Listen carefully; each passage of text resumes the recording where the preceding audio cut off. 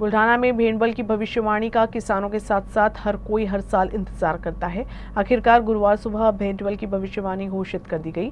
भेंडवल भविष्यवाणी के अनुसार इस वर्ष मानसून सामान्य रहेगा तथा मानसून के प्रथम माह में कम वर्षा होने का अनुमान लगाया गया है। दूसरे माह में थोड़ी अधिक बारिश होगी, तीसरे माह में बहुत अधिक बारिश तथा चौथे माह में कम बारिश होने की संभावना है। इस बीच ये भविष्यवाणी ये भी कहती है कि इस वर्ष बेमौसम बारिश की प्रबल संभावना है, तो वही फसल की पैदावार सामान्य रहेगी तथा फसल खराब होने की दर अधिक रहेगी।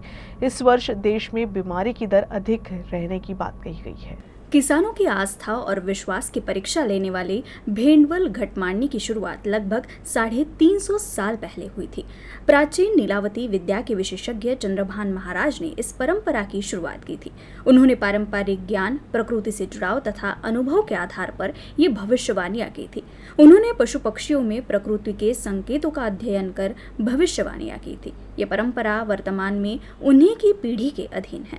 रामदास महाराज वाघ की मृत्यु के बाद पुंजाजी महाराज और सारंगधर महाराज पिछले कुछ वर्षों से भविष्यवाणियां करते आ रहे हैं। ये उनकी 11वीं पीढ़ी है। अक्षय तृतीया के दूसरे दिन सूर्योदय नरहरि शिवराम वाघ के खेतों में प्राकृतिक रूप से हुए परिवर्तनों के आधार पर भविष्यवाणी की गई। ये भविष्यवाणी करने के लिए विदर्भ और खानदेश के सीमावर्ती क्षेत्रों से हजारों किसान मौजूद थे। बुल्ढाना, जलगांव, खानदेश और मध्य प्रदेश से सटे आदिवासी क्षेत्र के किसानों को भेंडवल की भविष्यवाणी पर बहुत भरोसा है और इसी भविष्यवाणी के आधार पर वे अपनी खरीफ और रबी फसलों की योजना बनाते हैं। बऱ्याच वर्षापासून मी ही मांडणा बघायला येत असतो। जवळपास 80 ते 90% ही मांडणा खरीच भरते। याच्यात पावसाचा अंदाज आणि पीक पेऱ्याचा अंदाज दरवर्षी आम्हाला येत असतो। त्यानुसार आम्ही पीक पेरा पेरत असतो। आज काय सांगितलं महाराजांनी? आज पावसाचा अंदाज असा सांगितला की पहिला महिना थोडा कमी पाऊस, दुसरा बरा पाऊस, तिसऱ्यामध्ये चांगला, चौथा एकदम चांगला आणि अवकाळी पाऊस सुद्धा। पिकाचंही बी असं सांगितलेलं आहे। काही थोडंफार मोगम पिकं आहेत, काही जी नासाडी आहे आणि काही भरपूर पिकं आहेत। हे सगळं पाहिलं तर जे मॉडर्न सायन्स आहे त्याला जवळजवळ अलाइंड आहे, म्हणजे रिझल्ट्स पॉईंट ऑफ व्ह्यूनी। आता ते ऑब्झर्वेशन कसे ते म्हणजे त्याला समाप्त करतात या कसं त्याला हे करतात त्याच्यावर अजून ते गूढ आहे म्हणजे माझ्या हिशोबाने, कारण रिटर्न काही पण नाही आहे। तो एक मोठा विषय आहे। आता होऊ शकतं की बाबा येत्या वेळेस असं काही घडेल येत्या 5 वर्षाचं, तर आता चांगलं टूल आहे कम्प्युटरवर AI, त्यांनी आपण त्याला मॉडेलिंग करू शकतो। त्याच्यावरनं आपण आधीच सांगू शकतो की बाबा ही परिस्थिती असेल आणि प्लस बायो इंडिकेटर्स पण त्याच्यात कुठे ना कुठे इन्क्लूड करावे लागतील।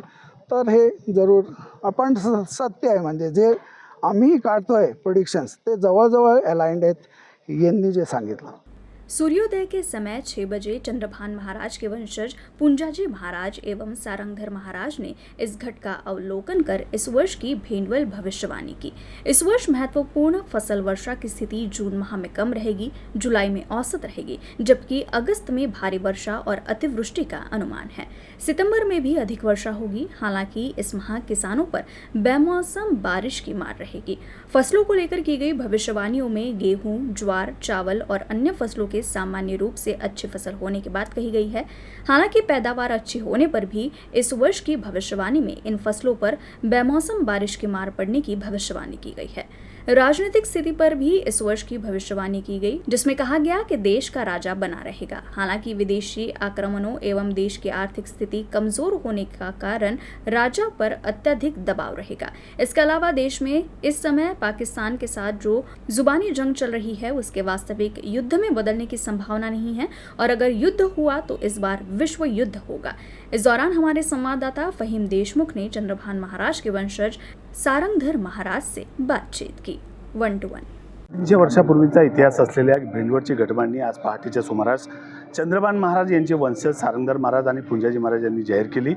यावेळेस देशावर अनेक संकटं, ज्यामध्ये युद्धाचा समावेश आहे असे संकट आहेत, त्यामुळे या घटमांडणीकडे पाहण्याचा दृष्टिकोन वाढलेला आहे। आपल्यासोबत भेंडवळची घटमांडणी जाहीर करणारे सारंगधर महाराज आपल्यासोबत आहेत। आपण त्यांच्याशी बातचीत करूया। महाराज, यावेळेस जी आपल्याला परिस्थिती माहिती आहे देशाची काय आहे आणि पीक पाण्याची काय आहे, कशी राहणार आहे ही परिस्थिती?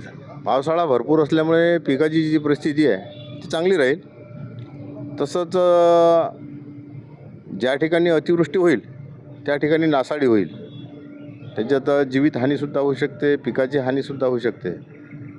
आणि राजकीय परिस्थितीचा जर विचार केला तर राज्याचा जो गादी आपण म्हणतो पाणीविळा तो नाही आहे, तो गायब आहे. राजा आहे पण अंटा पडलेला आहे. त्यामुळे राजा खूप तणावात राहील. राजकीय घडामोडीमुळे सुद्धा तणावात राहील. आणि देशावरील हे जे संकट आहे आज शेजारील राष्ट्रामुळे सर्व बाबीमुळे काय होईल की राजा तणावात राहील. पण पहलगामला हल्ला झालेला आहे, त्याच्यामुळे आता युद्धाचे सावट देशावर आहे. अशी परिस्थिती निर्माण होऊ शकतो का? सध्या तरी ती परिस्थिती दाखवत नाही, कारण दोन्ही जे राष्ट्र आहेत आपले ते कायम आहेत. पण जर युद्ध झालं, एकीकडे काय की पुरी नाही, पुरी नसणे याचा अर्थ नैसर्गिक आपत्तीमुळे पुरीचा ऱ्हास होऊ शकतो.